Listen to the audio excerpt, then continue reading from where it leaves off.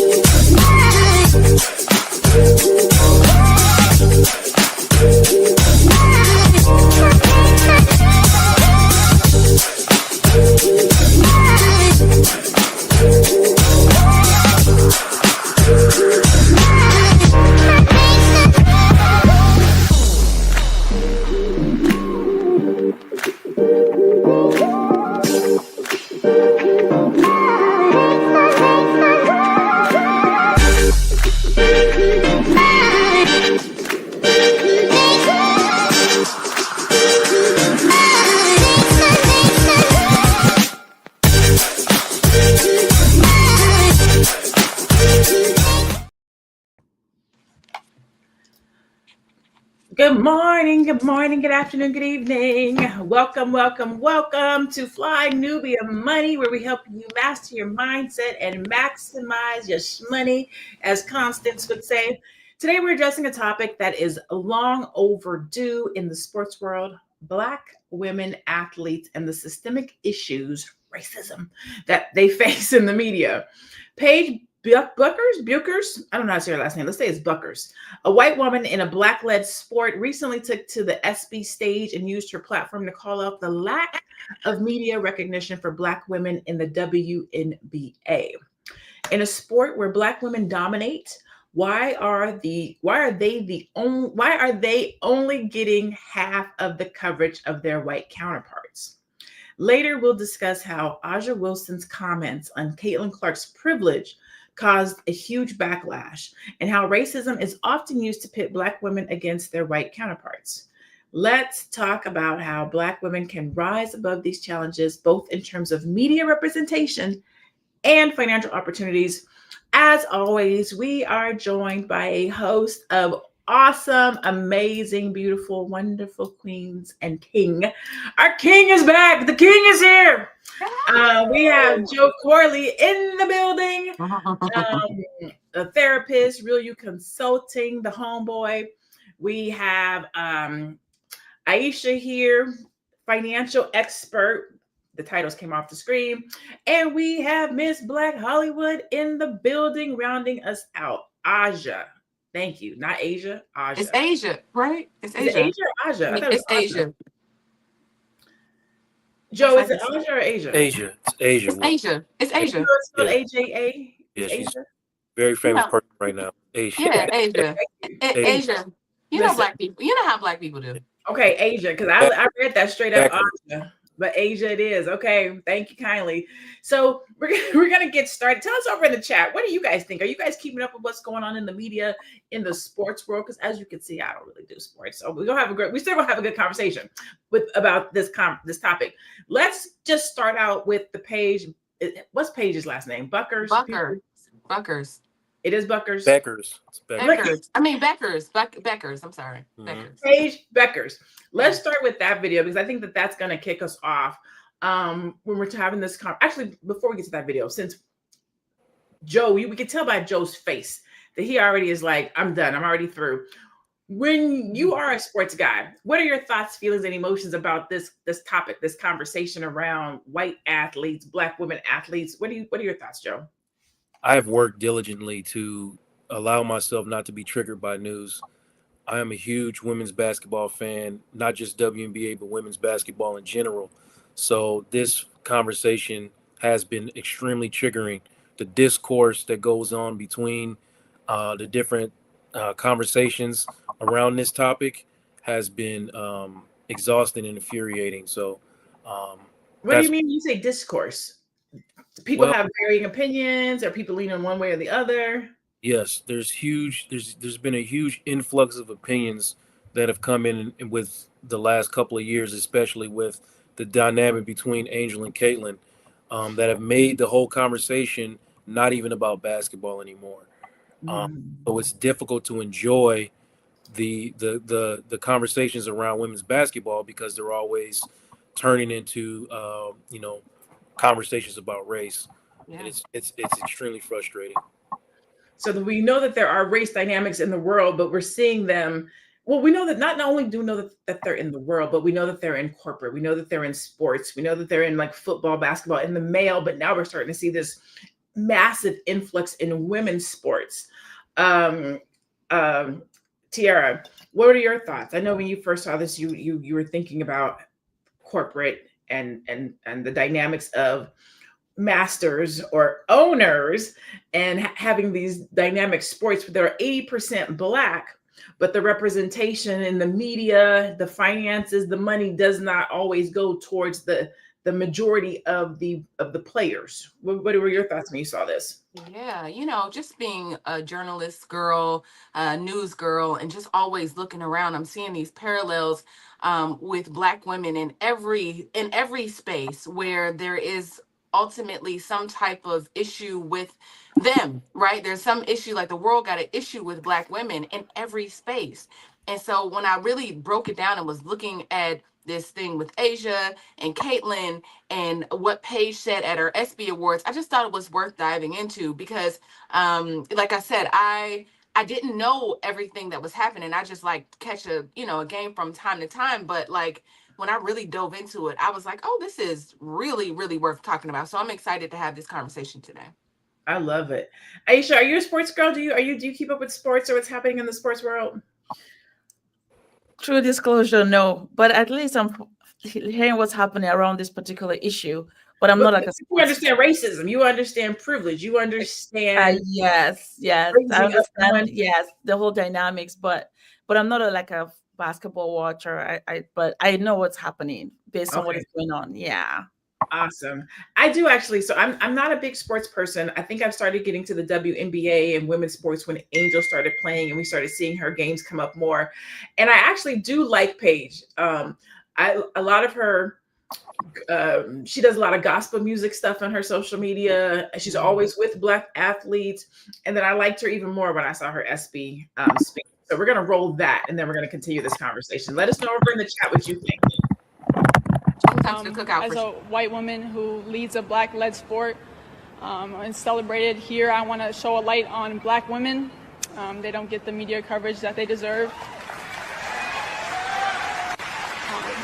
They've given so much to this sport and the community and society as a whole, and their value is undeniable. And in the WNBA last season, the postseason awards, 80% of the winners were Black, but they got half the coverage as the white athletes. So I think it's time for change. Sports media holds the key to storylines. Sports media and sponsors tell us who is valuable, and you have told the world that I matter today, and everyone who voted, thank you. But I think we should use this power together to also celebrate Black women. So to Maria Taylor, Robin Roberts, Maya Moore, Odyssey Alexander, to all the incredible Black women in my life, on my teams, to Breonna Taylor and all the lives lost, and to those names who have not yet learned, but I hope to share, I stand behind you and I will continue to follow you and follow your lead and fight for you guys. So I just want to say thank you for everything. Man. So thoughts when you see that. I'll start with you, Aisha, since you may or may not have seen it and you're not really a sports girl. What are your thoughts when you see and or hear that? I loved it. I was kind of grateful that she stepped up and spoke about the disparity, even herself seeing it, right? So she called it out. And I thought that was so kind of her to do that. When I say kind, meaning she actually was thoughtful and made sure everybody knew. And people were agreeing with her. They were agreeing that, you're right. What you're saying is true. And I think we should appreciate that and celebrate that. We just need more of it, more of them speaking up and not being quiet in the background, being scared, but to speak up when they have the opportunity. And she did that. So I was very grateful that she did that because it made a huge difference for me hearing her say that. And hopefully the sponsors of the sports sponsors and the commentators will now hear, wow, okay, she's been highlighted and she's telling us that, hey, listen, there are people behind me that are doing better than me and you're not highlighting them. right? So she's calling them out. So I think that was great. I love that. What about you, Joe? You've already seen it, but what were your thoughts when you saw it, or what are your thoughts right now relative to what's happening in the sport? It was on brand for Paige. You know what I mean? She's never been asked these type of questions.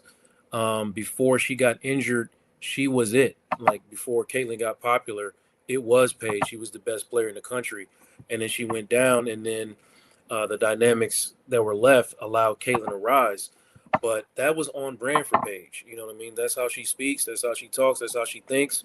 And I'm not for certain, but I think she's actually in a biracial family.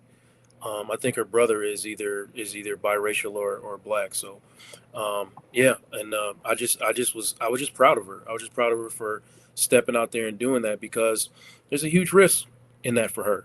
You know, there's a huge risk if you don't do it, if you don't make those type of speeches, i.e. like Caitlin, you see how much financial gain she's gotten from just being quiet. I mean, not to knock her for that, but I mean, it's definitely benefited her not to make those type of statements.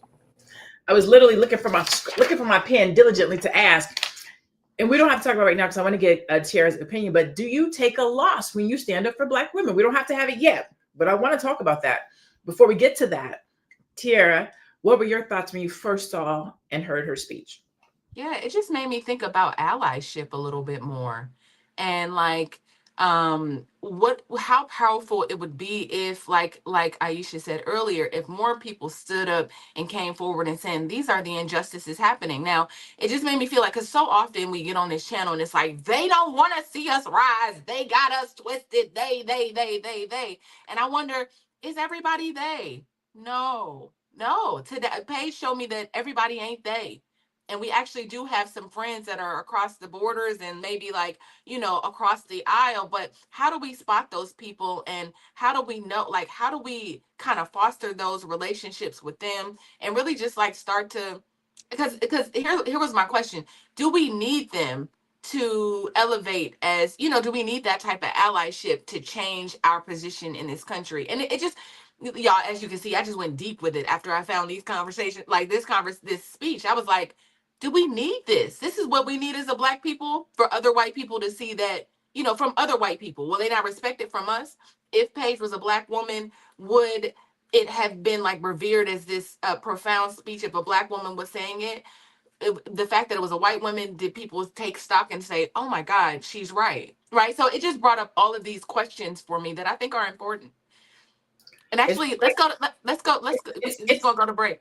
I know. It's the white savior complex. It's the question we have all the time that says, is there ice water cooler? So when we say it, which we say all the time, does it have the same impact as when they say it? And or do we need that great white savior to come and save us? So that's what we're going to be talking about. We're going to go to break and we'll be right back. Woo! It's a good show right here. But I'm biased. If you are just tuning in, you are watching Fly Nubian Money, where we help you master your mindset and maximize your money.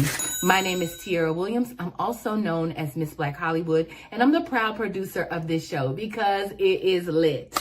If you want to receive notifications for when we go live Monday through Friday, 1 to 2 p.m. Eastern Standard Time. All you have to do is text the word Queens to 87948. That's Queens to 87948. That's QUEENS to 87948. Also, if you want to grow your money and not blow your money, all you have to do is go to flynubianmoney.com. There's all kinds of resources, there's courses, there's free giveaways. There's just no reason to be broke in 2025. All you have to do is go to flynubianmoney.com. Obviously, you don't want to be entertained here. You want to know enough to grow. Wait, I need to put that on a shirt. You got to know to grow. Got to know to grow. So know and grow with flynubianmoney.com. Know and grow with flynubianmoney.com right here, Monday through Friday, 1 o'clock p.m. Eastern. If you don't get the alerts, text the word Queens, QUEENS to 87948 so that you can get notified when we are here. I'm going to go back to my good brother Joe and ask him a question. Paige talked a lot about media, right? When we talk, a lot of times when we're talking about race, and we're talking about privilege. And so What she's talking about is media and press time, because the more media attention you get, the more press you get, the more sponsorships, the more fame, you kind of rise in the ranks. And so in her address, she said that these people need to get media attention as well. Do you think that it's the media or the privilege or combination of the two that allows white women or men in sports to catapult higher? Is it a media issue? Is it a privilege issue? Is it both? It's both.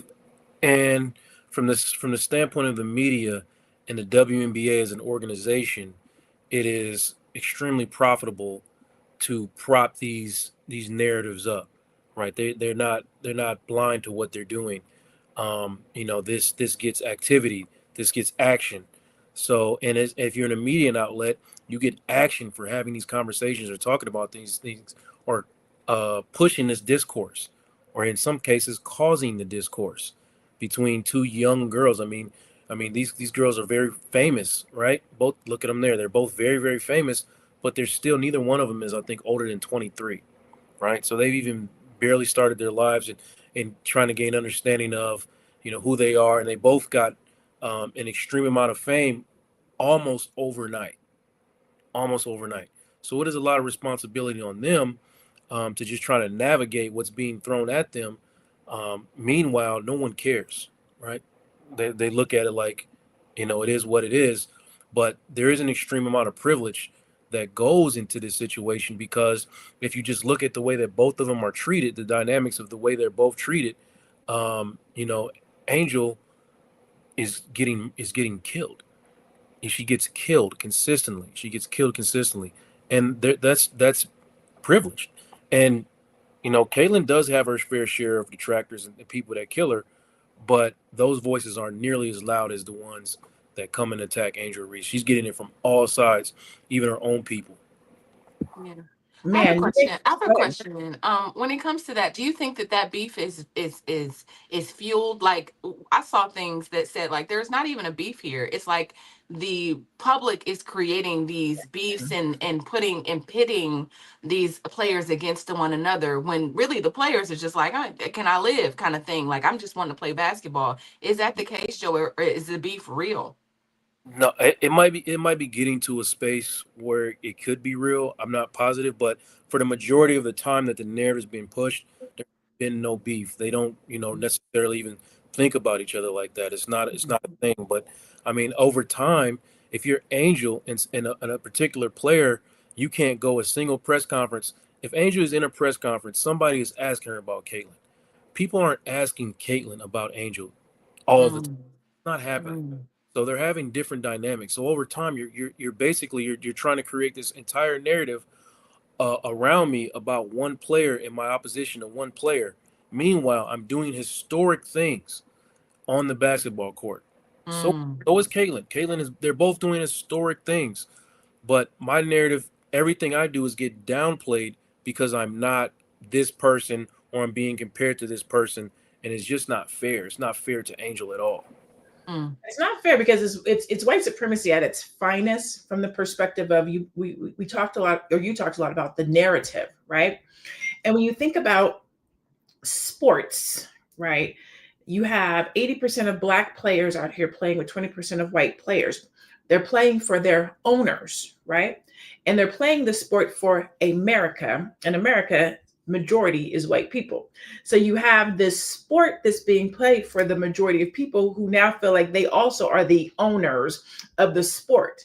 And so when they see these players and they rise, when they see someone that looks like them, it's like, yes, we expect it. You should be at the top, because really these other players, the 80% of the players, they're just playing for us. They're here to entertain us. They should just be happy that they have $1 million contracts. Take your $1 million, go sit over there. Don't talk about no Black stuff. Don't speak about no Black stuff. Don't stand up for no Black stuff. Don't throw your hat into conversations about Black stuff, because we will snatch your money. We will snatch your livelihood. Be happy. Here's the ball. Go and play. So when you think about it from that perspective, Tiara, what does a player do, right? Like, how do you operate in the space where You know you are the bee's knees, the shit, the sugar honey iced tea, but you're sitting in these rooms where people are talking at you like you should just be happy to be here. They're going to keep throwing Caitlin Clark at you. They're going to, hang opportunities over your head or take them from you if you misstep or you walk the wrong way. How is and or could or should a Black woman or athlete operate in this type of a space? Yeah, I mean, how they have been operating, right? I think they just go out and play ball. I think, that's their love. That's what they do. Like, that's why they're here. Greatness requires a bit of hate in every situation you're in. Like, it doesn't matter what the industry is, you're going to meet resistance from people. I mean, we see it with Beyonce. We see it with, doesn't matter who you are, Kirk Franklin. It doesn't matter, right? Like, who you are, or if you hit a certain amount of greatness, I think that you'll have that resistance. And so you just got to take it and understand it's part of the game. In this space, it's part of the game. And so clock that as part of the game and just keep it moving. But it is hard. I would just say they just have to keep advocating for themselves and advocating for their teammates, and just like speaking truths, speaking to the light, just keep using their voice, and hopefully they do that and don't feel like they're that what their words need to be suppressed, or like, their livelihood will be compromised if they just say like, hey, this is injustice. So I guess that's it. Play ball, and when it feels right, advocate. Aisha, question for you. So a lot of this boils down to finances, right? The more media attention you get, the more recognition you get, the more ball time you get, accolades, awards, things of that nature. The more of that you get, the more money that you get, right? Because your shirts are selling, you're selling tickets, people are coming to see you. So this, at the end of the day, it's about money, right? What steps can Black women and or Black athletes take to ensure that they are getting the financial recognition that they deserve, right? So let's say they might not be getting it on the court by way of media and things of that nature, but what other things can they do financially to support themselves? That's such a great question. And I thought about that too, because at the end of the day, we also get upset because we know that one person is going to get more financially rewarded than the other based on what is happening. It's just the natural course of things. And then, so what do you do? And my first thought was, perhaps we as our own people too should find a way to promote our own people, right? If we had the platform, make sure that we also speak to who they are and put it as a part of our game so that they get recognized and noticed, so that when they ask for something, it's real because they have the backing from our community, right? Because like you were saying earlier, that majority of the people in America are white people and they own these places. So if somebody that looks like them is doing well, they want to pay them more, right? So if we also support our players, like make sure that our voices are heard, that they're good, and if they put a merchandise out, we make sure that we also like go for it so that they can see that, wow, this person in their community, there's something there, so that when they ask for that extra money, they will get it. But if we don't support them in that space, then it's easy for those people in charge to focus on those people that look like them and keep rewarding them more and more and more. Right? It's very tricky. I get that too as a person, that wow, it might be tricky because we say, well, this person is doing better because we can put them in, we can get the money back that we need. And if we put you, we won't get the money. So we have to support our players, make sure that they're heard, and whatever they put out, we support and we're right behind them. So that way they cannot deny that, you know what, if they put content out about these people that look like us, we support them wholeheartedly. We buy the merchandise, we make them known and support them. So that'll be the best way. And then if you have the money, save your money as well. So that way, if something happens, you can do something with your own money. You don't have to wait for anybody else. Lene, can I add something to that really quick? And this is a question for Joe. So Liz Cambridge came out after being in the NBA and hopped on OnlyFans and said that she made more money on OnlyFans as a WNBA player than she made in her career as a basketball player. So my question to Joe is, like, I know that Caitlin Clark ain't got to hop off and get on OnlyFans. I don't know the percentage. Do you know the percent, like the what that pay gap looks like, Joe? Between OnlyFans and No. Like between black W. players and white players. Yeah, WNBA Oh, players. there really isn't a pay gap in between black and white players in the WNBA. Okay. Their salary caps are set up differently than right. NBA.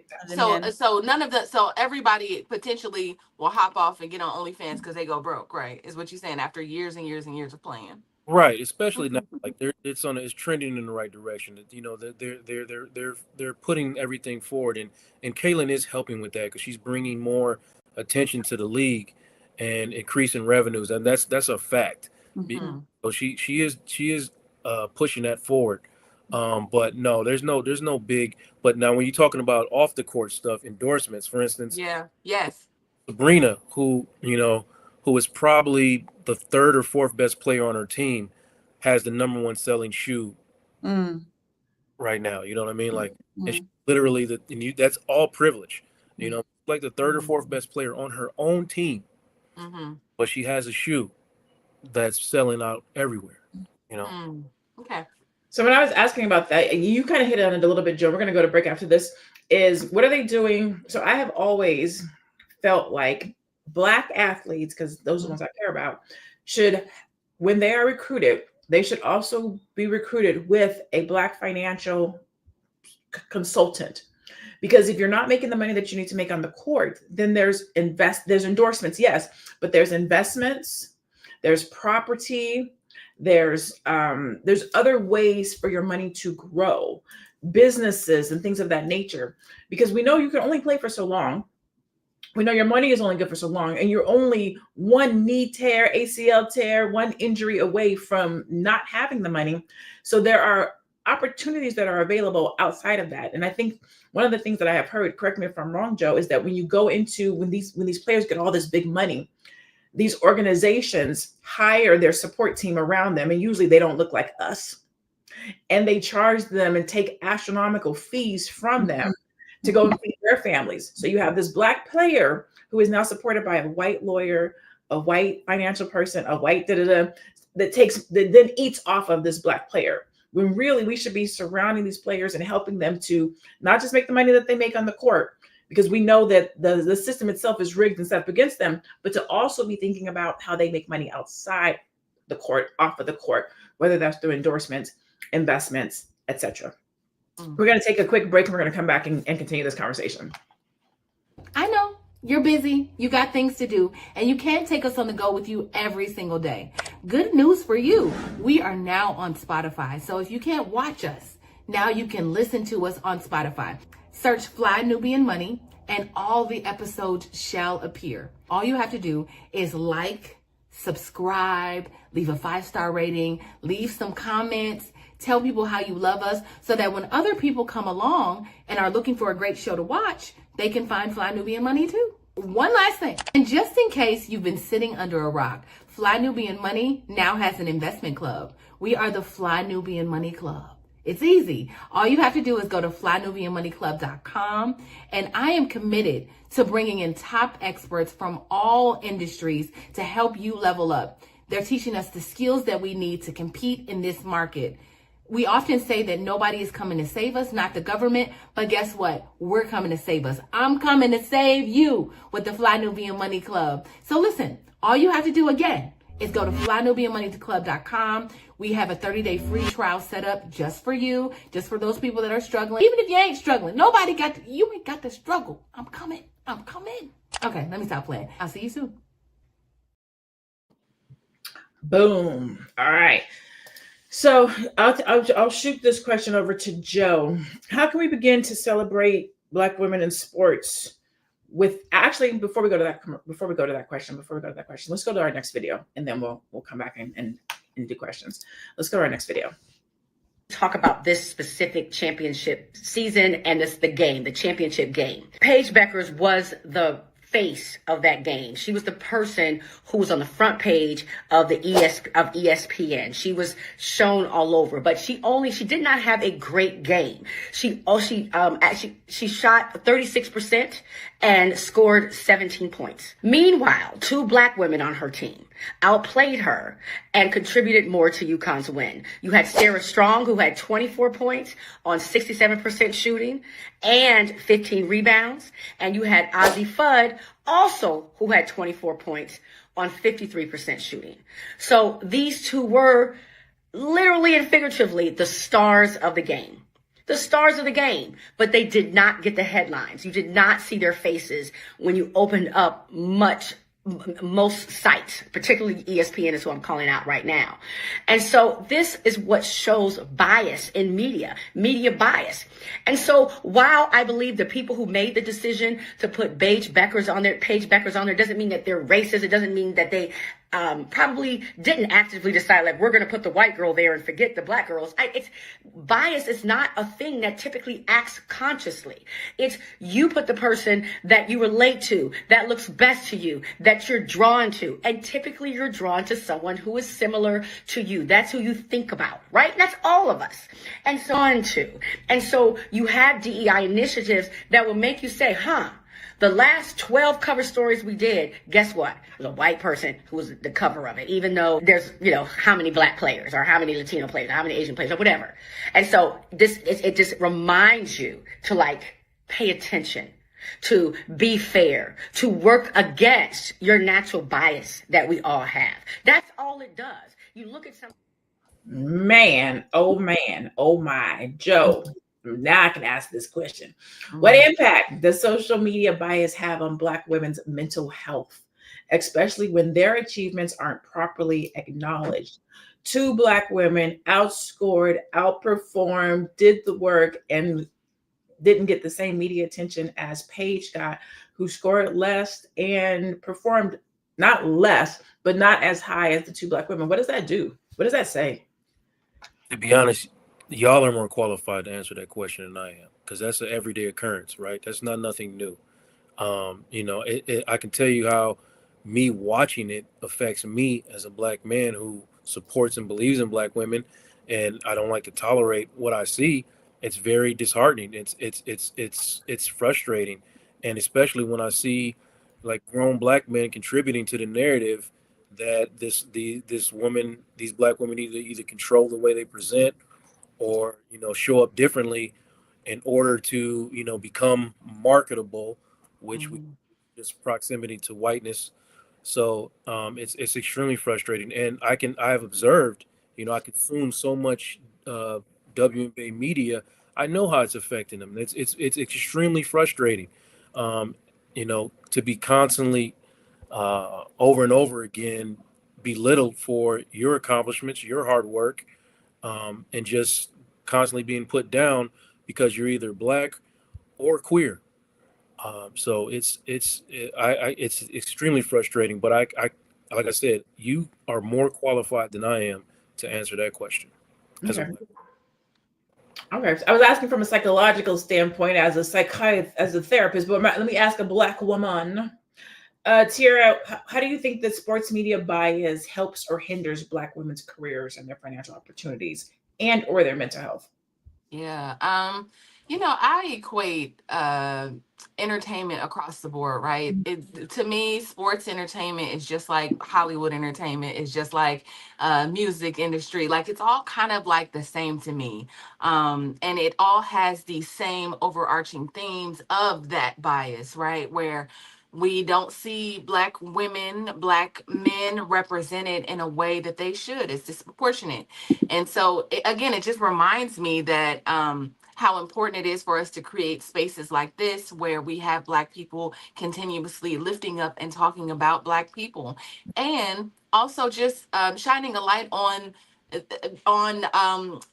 diversity of Black people, the kinds of Black people that exist, that we're not all a monolith, which I often say, but it does. It just we gotta be the ones to shine light on our own. And I think that that's just important. Like she was saying, she said something that hit the nose on the head for me, or hit the nail on the head for me. She said, in those spaces, they're just going to gravitate towards the people that look like them. That is so common. Let me be somewhere and I see, I see some pictures. I'll be like, "Ooh, look at the Black girl. Let's use this one because Black girl magic," right? It just means that there needs to be more of us, maybe doing that same thing and promoting. I don't know if there needs to be more of us in those spaces, because it's tough for us to be in those spaces. Like that's a whole nother conversation. But I think that when we get the opportunity to also, like I said, we just need to be in those spaces and shedding a light on our own. I like that. In those spaces, I'm writing my notes so I can come back to another question. Aisha, so we're talking about I kind of piggyback a little bit on what Tiara was talking about, like being in those spaces, right? When you are in those spaces as an athlete and you see another athlete, you see, hey, sis, I see you. We're dealing with the same thing. We're going through the same thing. I recognize that you're not getting the love and support that you're supposed to be getting. I see how they letting these others get in front of us.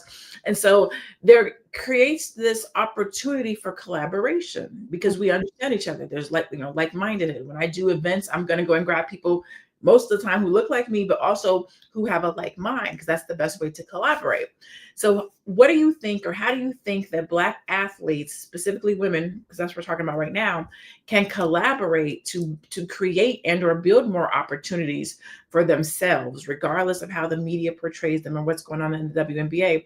What are some ways that they can possibly collaborate to buck up against the system, if you will, through coming together? Yeah, I think just when Jerry was speaking, I was thinking about the whole aspect as well, and trying to understand the fact that it's just a natural bias, like from that video, that you will want to work with people that have the same values like you, look like you. It's easier. It's an easy thing to do, right? But a lot of times we have to try to work against it, but it's hard when you're in a place where it has to do with money. At the end of the day, it's about money and representation. So how can the girls that look like us that are playing this game, how can they work together? I think it's awareness, right? Now they're aware that this is happening. And the sad thing is the media is trying to put them against each other, where perhaps there'll be collaboration, even with the allies will be a good thing. But then the negativity starts to push in, and then it gives you that negative, maybe side thought in your mind all the time, which you don't really need. You want to just focus on what is good. To me, I believe if they come together, maybe our sisters, if they come together and say, listen, this is happening around us and we know that. But at the same time, as we play this game, we know that we have allies that don't look like us. Well, how can we make sure that whatever they're doing and getting, that we as well find a space where we can talk about how we can do the same and support each other, where we're not going against each other so much and make it public, right? Because they are very good at that. They know how to play that, where maybe they might be disagreeing on the outside, but when they come outside, there's a unity, right, that they portray. They bring that face together, so we can do the same. So the allies that we work with that don't look like us, let's learn from them. What are they doing differently? That doesn't mean that they are our saviors. It's just that there's something that they're doing that the whole country is buying. Well, let's see what it is. And then we as a group as well, we can do the same thing in our own way. So when we come together and come out in public, we have a united front, right? I think that will make a big difference, because people can read us. They can see if we're working together or if we're trying to outdo one another. They can tell. And if they feel that, it's easy for them to go to the other space where they fight in the back, but in the front, in public, they have a united face, right? And they're smiling and being kind to each other while we might be upset with each other. We have to find a way to make sure that we are united. No matter what game we play or who is just have a united face, that will be a game changer. I like that. Let's go to some stats around the mental health that we have. If we can get those up. So the mental health impact of stereotypes in sports. The American Psychological Association reported that Black athletes are disproportionately affected by mental health challenges, with 72% experiencing stress due to racial stereotyping in the media. That's so long. That's a lot. That's a high number. Racism in women's sports. A 2022 survey by the Pew Research Center revealed that 40% of Black athletes report experiencing racial discrimination in their career, with the majority pointing to media bias and racial stereotypes as key barriers. The financial impact of unequal representation. In 2021, Black women athletes were found to receive 28% less in sponsorship deals than their white counterparts, according to a report by Sports Business Journal. Black athletes are increasingly monetizing their brands through endorsement and media deals. A 2023 study showed that Black women athletes represent 5% of the sports endorsement market, despite being crucial to sports culture. So, Pete's comment to Angel Mocha 9, you are literally watching a stream right now that is causing division by claiming Black WNBA players are victims. Get a damn clue. We literally just showed you the clues. We're not victims. They are not victims, but they are disproportionately being, I won't say disrespected, but let's say underfunded. They're getting less media attention, less endorsements, less money, and suffering mentally. So we're not saying they're victims, but we are saying that they're going through something. Say it again, Tara. It's just the truth, 72%. right? 72% said that they are experiencing mental health issues due to stereotypes. But yeah, bring it up again. I'm sorry. Just also the media. That. With 72% experiencing stress due to racial stereotyping in the media. Come on. The media. Let's not act like this is not happening. We live in America and we are well aware of that, right? Mm-hmm. We're just it's important for us to have these conversations, Pete. So if you don't understand that, you gotta go. Right? You don't understand why we're here having these conversations. You gotta you out of touch. You out of clue. Exactly. Because right? truth matters, right? Truth matters. Pete is the consumer of the NBA WNBA. He's one of the white majorities who thinks that the blacks are there to perform for him. My concept is that Pete is a white man sitting behind his computer somewhere saying, as a black athlete, you make money, go play ball. I think his comment said, the white girl will put you on her back and save you and the league. Go, Pete, you're so funny. Pete is accountability. Yeah. Okay. All right. So we'll have a break and then we'll come back and we'll dive deeper. Are you a Black business owner looking to expand your reach? Well, has Fly Nubian Money got good news for you? We are building a Black business directory to connect you with customers who need your services. And here is the best part. It is absolutely free. Email us at info@realvirtual.net. Send us your business name. Tell us a little bit about what you do, what services you offer, your website address, and your contact information. That's it. Together, we are going to build and circulate the Black dollar. Get listed today and start connecting with people who are probably already looking for you. Pete, there's no shutdown. We just want to educate you, my love. That's all. No shutdown. No, we live this life. We know, so we don't have to argue. There's no need to bicker, go back and forth with somebody who does not know, who is not educated, who's giving opinions. If you are not a black woman, you're not placed trolling, then you can't speak to this. But let's go to our next video. Yeah, let's do it. One more video before we get up out of here. Let's do it. Fam, what's up, the squad's favorite auntie with Uncle 10 this season? I've been hearing the back and forth, and I wasn't going to say anything, but it keep coming across my timeline, so I'm just going to say this. Follow me, fam. WBCA Naismith Parade, National High School Player of the Year. McDonald's, All-American. Parade, All-American. Gatorade, South Carolina Girls Basketball Player of the Year. Two-time WNBA champion. WNBA Finals MVP. Two-time WNBA MVP. Two-time WNBA Defensive Player of the Year. Best WNBA Player ESPY Award.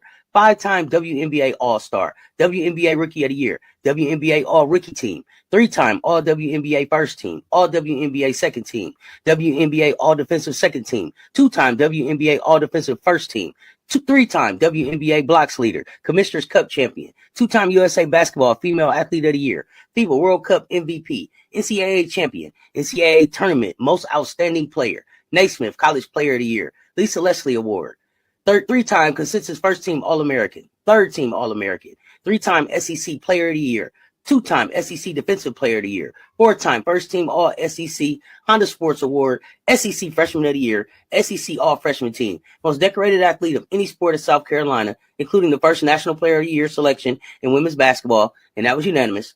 First 3-time SEC Player of the Year in league history. Program's first 4-time All-American, 3-time First Team All-American, and 4-time First Team All SEC selection. Hold 86 school records, 11 career marks, 166 top 5 entries, number 1 overall pick in the WNBA draft, first top pick in program history, 6th in the SEC history, top team scorer, and second leading rebounder on the national championship season. New York Times best-selling author. She got her own statue. And my favorite achievement of all, lifetime Girl Scout. If y'all don't know who I'm talking about by now, I'm talking about Miss A'ja Wilson. I call her 2-time because she done did everything good, seemed like at least 2 times. Come on, y'all. Jealous of who? For what? Jealous of who? For what? Hey, y'all cut that out. Joe. Yeah, they were talking about her, Caitlin, right? Like Her Caitlin Clark. accomplishments. Mhm. So the question is to Joe: why is it so difficult for Black women in sports like A'ja, who just A'ja, we just A'ja. A'ja, read through her accolades, to be recognized and celebrated without race? No, why is it so difficult for her to be celebrated? The question, the way it's asked here, says without race playing a role in the media coverage, but I don't even think it necessarily has to do with race playing a role in the media coverage as much as it is as media does not want to hype up, big up, fist bump a Black woman. But that's my take. Why do you think it's difficult for Black women in sports to be recognized and celebrated? It's bias, right? It's racial bias. It is what it is. I see a bunch of people going back and forth in the comments, and I told y'all, I do not do the back and forth. You're not gonna tell me a thing is not a thing when I can clearly see it's a thing, right? A'ja, all the things that guy just said about A'ja, she's not just an elite player. Okay, she is marketable, she's charismatic, she's intelligent, which a lot of people don't understand about the WNBA. These are not athletes that leave college early. So all of these women are college educated, at some point multiple degreed women. The majority of them in that league are supremely educated women from prestigious universities. All right, these are not just athletes; these are scholars, right? So Asia's one of them, right? And she's intelligent. She's socially aware, and she's a proven winner. She's won in college. She's won in the league. He just listed all her accomplishments, so I won't do that. But her name does not. I watch enough of this to know her name doesn't dominate the headlines. Yeah. Like it should, the way that other people do, that she outperforms on every level. She's not just an athlete, she's possibly the greatest player of her generation.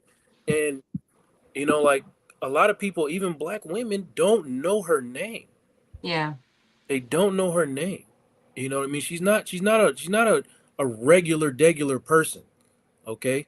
And then when her shoe, but despite the lack of coverage, her shoe is, you can't go to the store and purchase her shoe. Yeah. It is sold out in every space, right? The things that this Black woman is doing with her A1 line with Nike and all, this should be on the tip of but we're not even promoted it in our own spaces, right? We're not talking about her in our own, and she is it. And she's come from the tree of Don Staley, who I believe is probably one of the most important sports figures in the last 10 years, right? Yeah. We don't talk enough about Don Staley, which is the whole reason Caitlin is popular in the first place. It wasn't because of her conflict with Angel. It's because white media was sick and tired of Don winning, and Caitlin beat her. She beat Don. And that's when she got popular. And in the very next game, Angel beat Caitlin, and that's when she became the villain. Yeah. Caitlin became a hero for beating Don, and then Angel came and knocked Caitlin off that pedestal. Now Angel's she's the target of everybody's animosity. That's okay. So why I won't go back and forth for why I think is a thing, Lene. It's just racism. It's just straight racism. That's what it is. But we gotta insulate. We gotta lift up A'ja and in many corners as we can, because what she's doing is phenomenal. What Don is doing is phenomenal. What these WNBA are doing is phenomenal. They're in the forefront of every issue. They don't hold their tongues like the male athletes. They don't bow down like the male athletes. There won't be such a thing in the WNBA as a Colin Kaepernick getting booted out. The WNBA, the women of the WNBA would not have anything like that. Yeah. Right? They literally got Senator Raphael Warnock elected, and I have never heard Raphael Warnock speak the name of the WNBA. I've never seen him at a game. He would not be in office if not for the WNBA.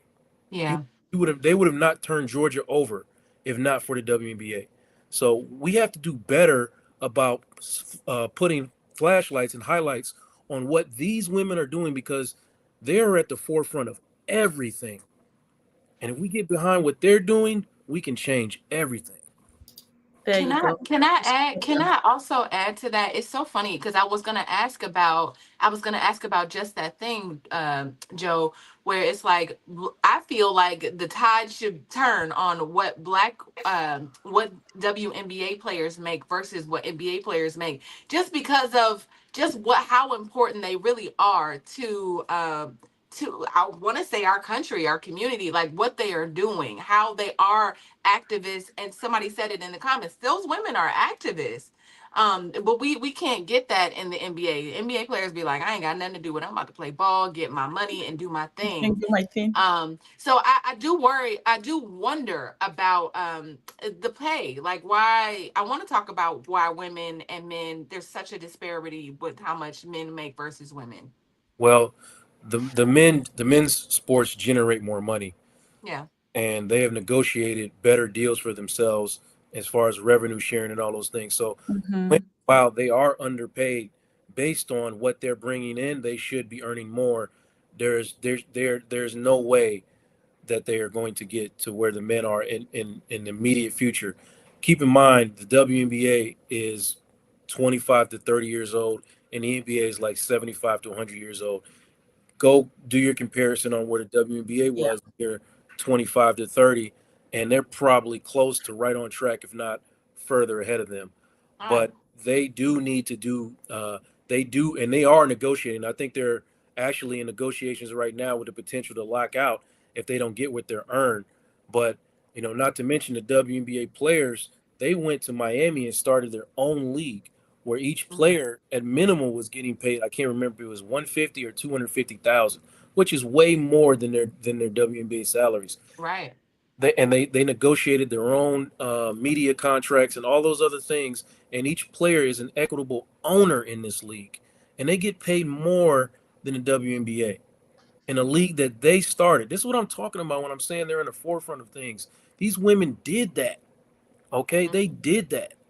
And again, it's because most of them are supremely educated. They have gotten their degrees and their master's degrees, and they understand more about business and what they're doing than their male counterparts, where the male counterparts are not willing to risk, their billion-dollar brands, all of them, every single man's player. So there's a lot to say. I've never been faced with a billion-dollar decision when it comes to, putting my politics or my beliefs out in front.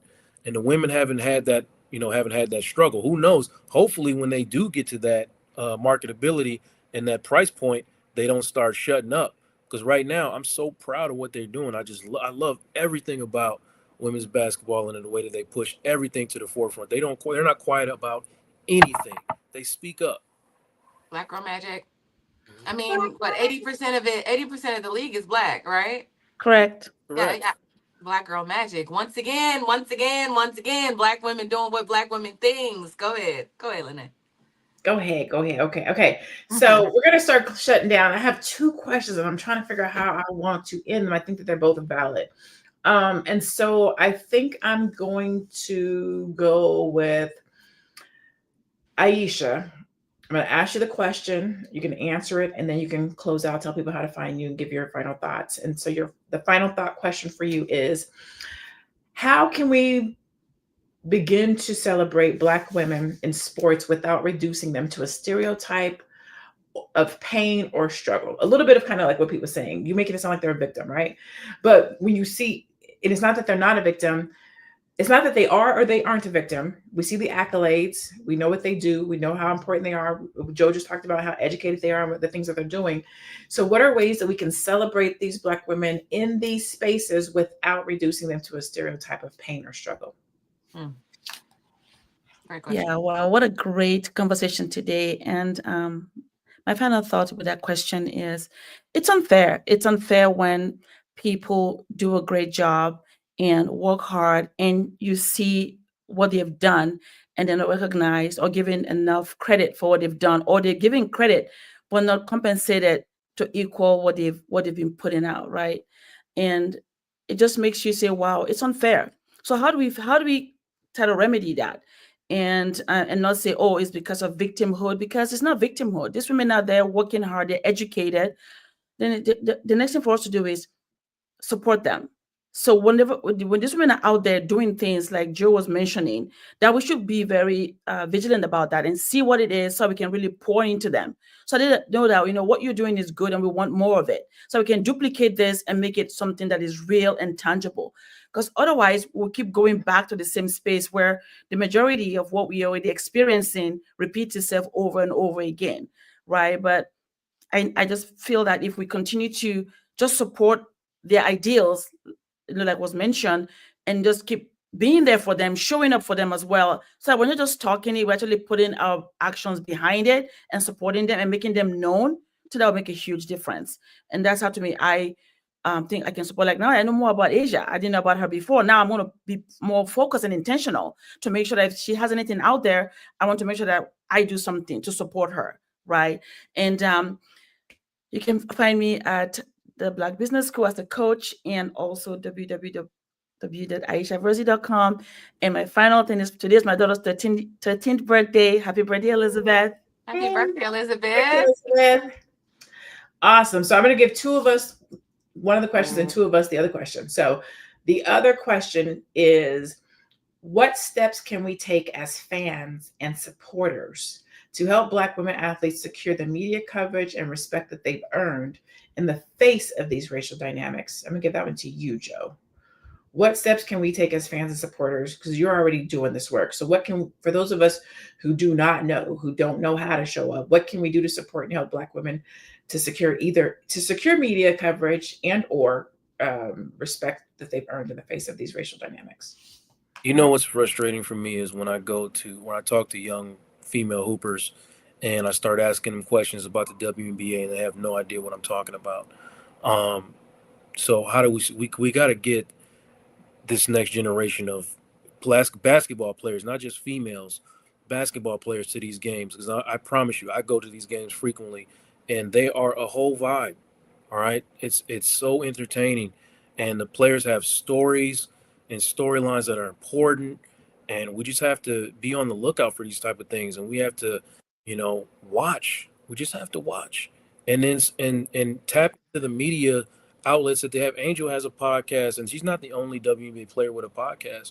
But tap into what they're doing and follow these storylines, and not just because, not just for any old reason, they're actually interesting.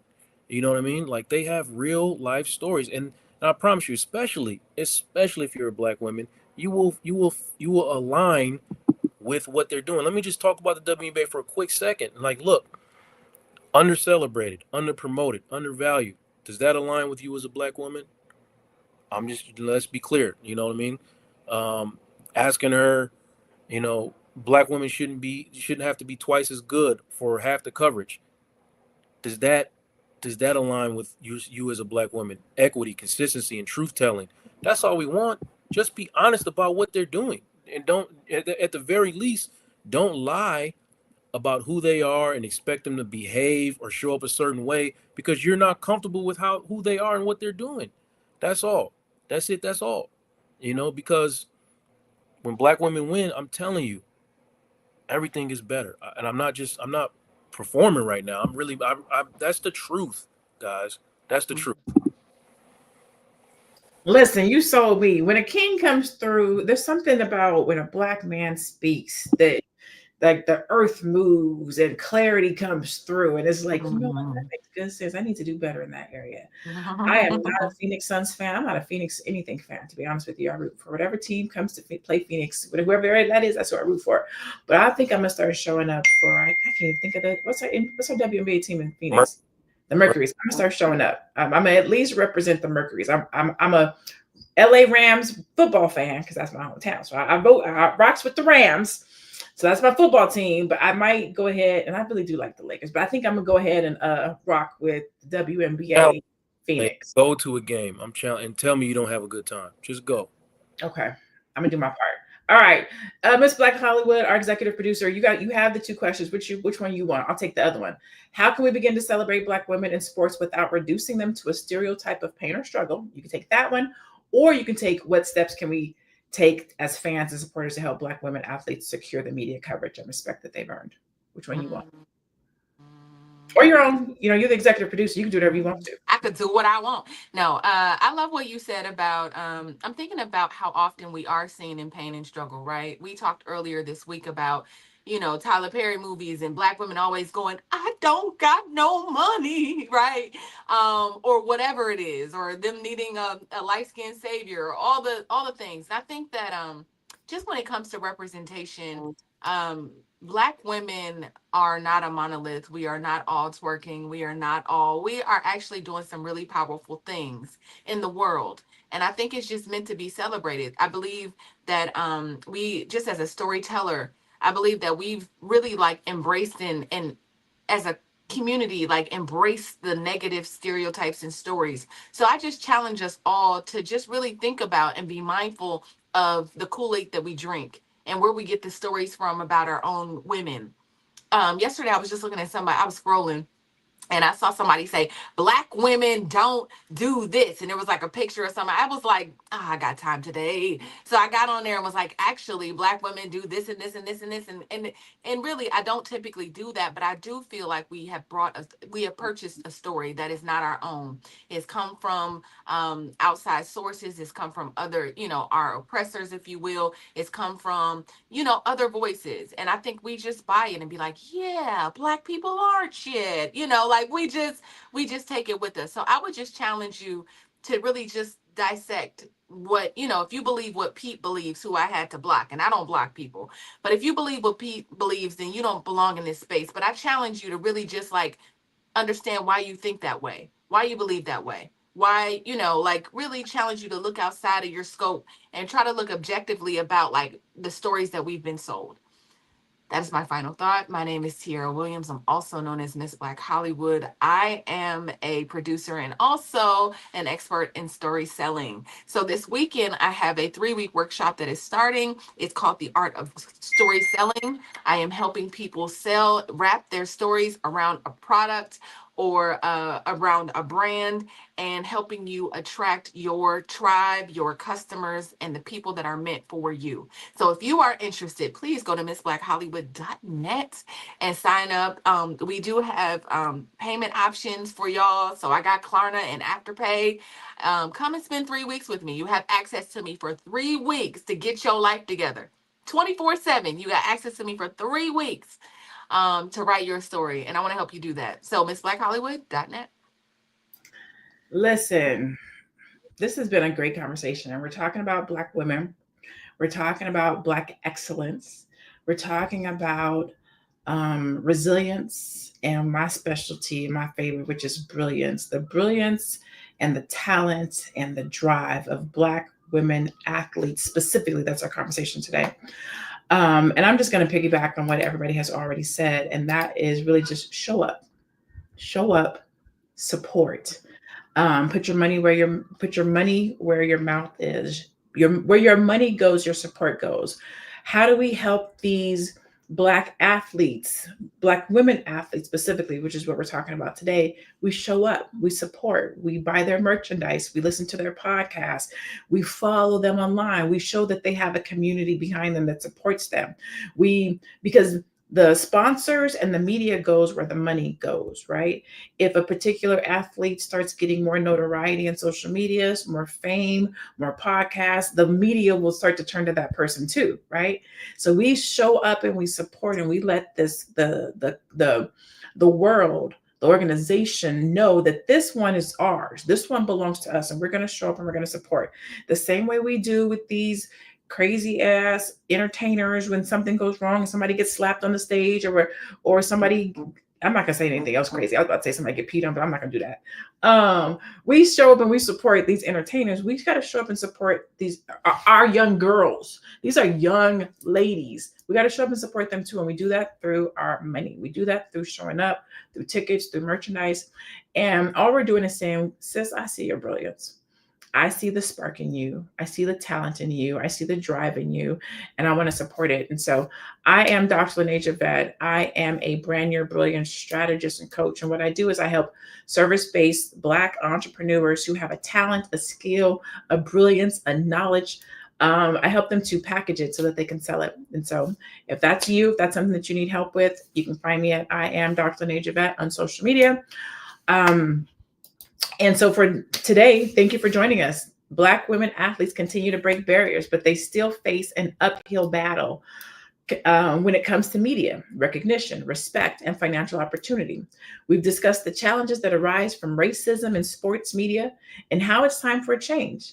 Let's continue to support Black women in sports, demand better representation, and create opportunities for them to shine in ways that reflect their strength, talent, resilience, and brilliance. Until next time, stay empowered and stay informed and keep working to shift the narrative in favor of Black women. I'm Dr. Lene Javed.